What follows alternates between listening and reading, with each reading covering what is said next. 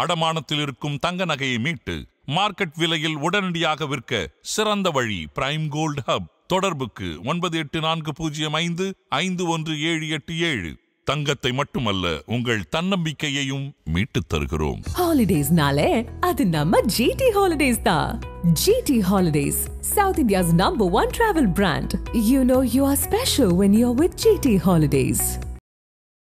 கூலி ரிலீஸ் ஆகுது சார். நீங்க பாத்துறீங்களா சார் இந்த ஒரு ஹைப் எப்படி கிரியேட் ஆயிருக்கு? ஏன் இவ்வளவு பெரிய எதிர்பார்ப்புகள் அப்படின்ற ஒரு விஷயம்? அதுல வந்து ஒரு 4 பெரிய ஆளுங்க இருக்காங்க. சரி. ஒன்னு ரஜினிங்கிறவர், இன்னொன்னு சன் பிக்சர்ஸ், அப்புறம் வந்து அதனுடைய இயக்குனர், அப்புறம் மியூசிக் டைரக்டர்.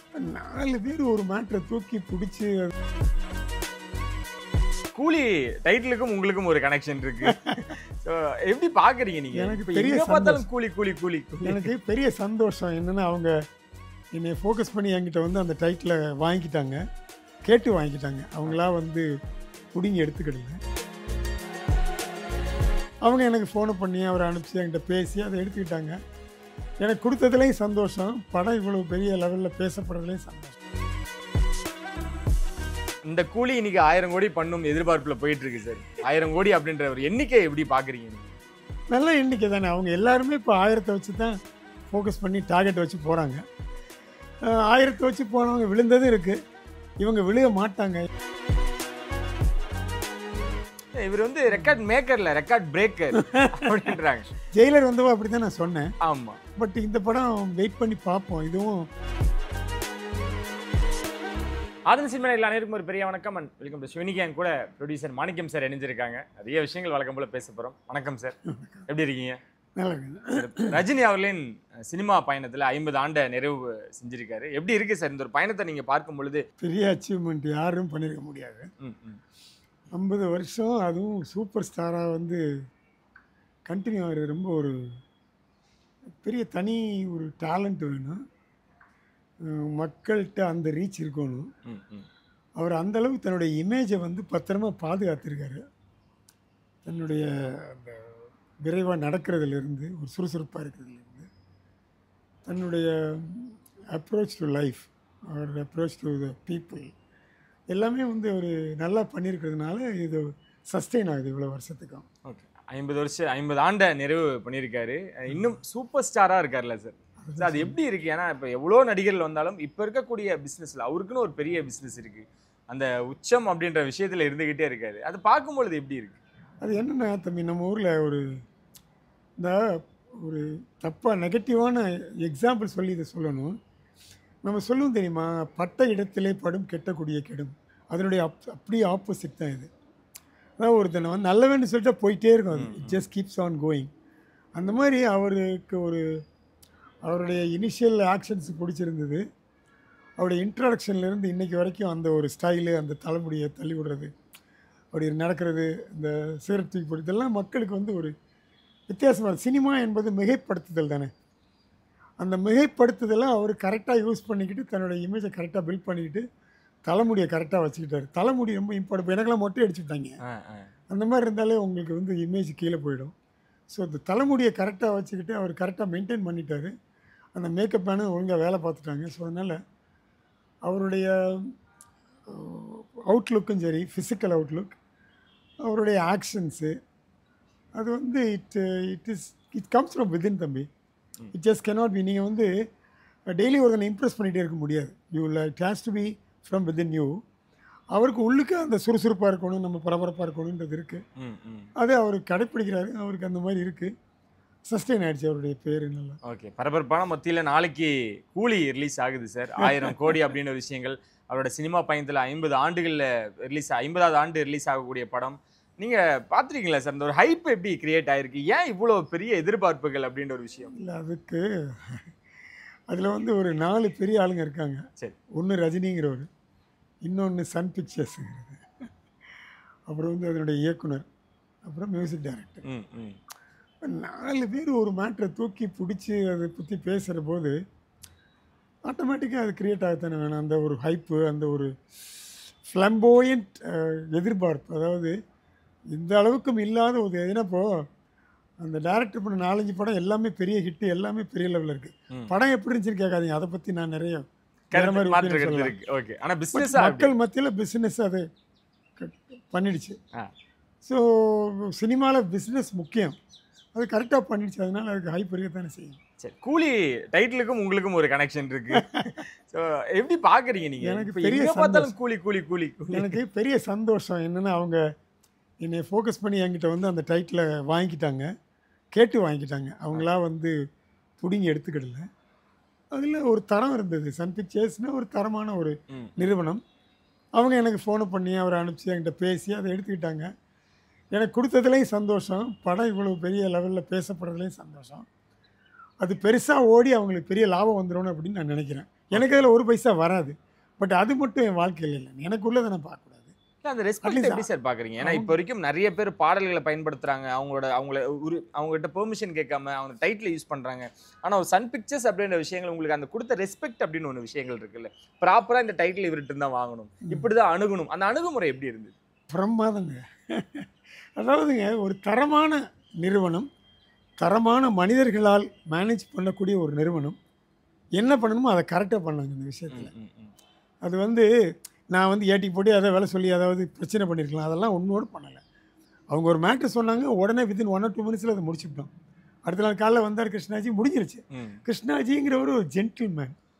அவர் அப்ரோச்சே வந்து இந்த சன் டிவிங்கிற ஒரு நிறுவனத்தில் வந்தாலும் அவங்களும் ஒழுங்காக இருக்கணும் இல்லையா. அவர் வந்து ரொம்ப நல்ல மனுஷன். அதாவது he can respond very well. அப்படி பார்த்தா சன் டிவியில் 4-5 பேர் ரொம்ப நல்லவங்க இருக்காங்க. ஓகே, எல்லாருமே வந்து ஒரு தரமாக ரெஸ்பாண்ட் பண்ணுவாங்க. சரி, ஸோ அது எனக்கு பிடிச்சிருந்தது, ஈஸியாக நடந்துருச்சு, சந்தோஷம். இவ்வளோ பெரிய படமாக வந்துருச்சு, ரொம்ப சந்தோஷம் எனக்கு அவங்க சம்பாதிக்கிறது. அந்த கூலி இன்னைக்கு 1000 கோடி பண்ணும் எதிர்பார்ப்பில் போயிட்டு இருக்கு சார். 1000 கோடி அப்படின்ற ஒரு எண்ணிக்கை எப்படி பார்க்குறீங்க நீங்கள்? நல்ல எண்ணிக்கை தானே. அவங்க எல்லாருமே இப்போ 1000 வச்சு தான் ஃபோக்கஸ் பண்ணி டார்கெட் வச்சு போகிறாங்க. 1000 வச்சு போனவங்க விழுந்ததும் இருக்குது. இவங்க விழுக மாட்டாங்க, ஏன்னா நல்ல டைட்டில், நல்ல டேரக்டர், நல்ல நிறுவனம், சூப்பர் ஸ்டார் இருக்கார். நான் நல்ல மனசோட டைட்டில் கொடுத்துருக்கேன். ஓகே, ஸோ நிச்சயமாக அந்த படம் வெற்றி பெறும், வெற்றி பெற வேணும். சார், ஏ சர்டிஃபிகேட் அப்படின்ற ஒரு விஷயமும் இருக்குது. ஏன்னா அது கொஞ்சம் பின்னடைவாக நீங்கள் என்ன பார்க்குறீங்களா? ஏன்னா ரஜினி அவர்கள் வந்து இந்த குட்டீஸ்லேருந்து பார்ட்டிஸ் வரைக்கும் பிடித்தமான ஒரு நடிகர். அது கொஞ்சம் பின்னடைவாக இருக்குமோ இந்த கூலி படத்துக்கு? அது வந்து அவங்க டேரக்டர் கையில் தாங்க இருக்குது. ஒரு ஏ சர்டிஃபிகேட் வாங்குறதும் அது வந்து யூ சர்டிஃபிகேட் வாங்கினா அவர் டேரக்டர் கையில் தான் இருக்குது. இவர் பொதுவாகவே இவர் அடிதடி டேரக்டர். இவர் என்ன பண்ணியிருக்காருங்கிறது படம் பார்த்தா தெரியும். அதில் வயலன்ஸ் வந்து டூ மச்சாக இருக்கும். அதாவது நம்மலாம் ஒரு வாழ்க்கையை வாழ்கிறோம், டெய்லி ஒருத்தனோட தான் அடிக்கிறோமா. மனுஷன் வந்து கோ எக்ஸிஸ்டன்ஸ் இஸ் வாழ்க்கை. வாழ்க்கை என்பது சேர்ந்து வாழ்வது. நீ மட்டும் தனியாக வந்து வாழ்கிறது வாழ்க்கை இல்லை. அதை வந்து எத்தனை பேர் படத்தில் சொல்ல போகிறேன்னு எனக்கு தெரியாது. ஆனால் என்ன நல்ல விஷயம் அப்படின்னா, 2-3 குடும்ப படம் நல்லா ஓடிடுச்சு. ஸோ அப்போ மக்களுக்கு எண்ணம் வந்து குடும்பமாக இருக்கணும், சேர்ந்துருக்கணும்னு தான் இருக்குது பேசிக்காக. At the bottom of the heart emphatic underline என்னென்னா, எல்லாருமே வந்து அமைதியையும் குடும்பத்தையும் விரும்புகிறாங்க. அவங்களையே நீ திசை திருப்புறீங்க வயலன்ஸை வச்சு, அதை வெட்டி குத்தி ரத்தத்தை ஸ்க்ரீனுக்கு வெளியில் விட்டு. கேவலமாக இருக்குது, எனக்கு ரொம்ப சங்கடமாக இருக்குது. சரி, பணம் சம்பாதிக்க வேண்டியது தான், அது ஆடை வெட்டி தான் சம்பாதிக்கணும் அப்படின்னா நான் அதை ஒத்துக்கலை. அதை அவங்க முஸ்லீம்ஸ் தொழிலாக பண்ணலாம், எத்தனையோ மறவர்கள் பண்ணலாம். எனக்கு அது பிடிக்கல. எத்தனை பேர் என்ன மாதிரி பிடிக்காதவங்க இருப்பாங்க. ஒருத்தனை வெட்டி ஒரு ரத்தத்தை குடிச்சு தான் நீ நல்லவனாக இருக்கணும் அப்படின்னா, நீ ஏன் இப்போ இங்கே வாழ்கிற காட்டில் வாழலாமே? காட்டு மிருகங்களுக்கு பகுத்தறிவு கிடையாது, அதனால சிங்கம் புலி அடித்து திங்குது. நம்மையும் அடித்து திங்கணும். நம்மளுக்கு பகுத்தறிவு இருக்குது, சிந்திக்கக்கூடிய மூளை இருக்குது. நம்ம அதை பண்ணணுமா அப்படிங்கிறது $1 million கொஸ்டினுங்க. என்னை கேலி பண்ணுறவன் பண்ணுவான், அவனுக்கு தெரிஞ்ச அவ்வளவுதான். என்னை பொறுத்தவரை ஒருத்தன் அடிக்கிறதோ இல்லை வந்து ரத்தத்தை உறிஞ்சிறதோ ரொம்ப கேவலமான செயல். நான் வந்து ஒரு அப்பா பையனை பிள்ளைய அடித்தாலே நான் கோச்சுப்பேங்க. என் பையன் என் பேரனை அடிக்கிற போதே நான் ரொம்ப வாட்டி அப்செட்டாகி வருத்தப்பட்டிருக்கேன். You can not, violence is not the சொல்யூஷனுங்க. You can communicate. இப்போ என்ன எல்லோரும் உட்காந்து நான் பேசணும், இந்த மாதிரி புள்ள சொன்னது கேட்காம இருக்கிறது சாதாரண மேட்ரு. அதுக்கு ஒரு 2 அடி போடலாம், சாதாரணமாக இருக்கலாம். அதுக்காக போய் ஓவராக உன் வயலன்ஸு, உன் இரிட்டேஷன், உன் ஃப்ரஸ்ட்ரேஷனை பூரா அவன் மேலே புள்ள மேலே காட்டக்கூடாதுல்ல.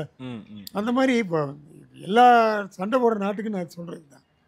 நீ வந்து வயலன்ஸை மட்டுமே, யுனைடெட் நேஷன்ஸ்னு ஒன்று இருக்குது, அது இந்த ப்ரொடியூசர் கவுன்சில் மாதிரி பேசிகிட்டே இருப்பானுங்க, ஒன்றும் பெருசாக சாதிக்க முடியல அவங்களால. ஏன்னு தெரில எனக்கு. ப்ரொடியூசர் கவுன்சில் சும்மா பேசிட்டே இருப்பாங்க, ஒன்றும் பண்ண முடியாது தெரியுமா. கிட்டத்தட்ட அதுவும் பாதி அதுவும் தான் இருக்குது. அதாவது ஒரு ஸ்ட்ராங்கான யுனைடெட் நேஷன்ஸ் இருந்து போடுறா அப்படின்னு பிரேக்கப் போட்டு அடிக்க வேண்டாமா, அதை விட்டுக்கிட்டே இருப்பானுங்க, 2 வருஷத்துக்கு ஓடும்.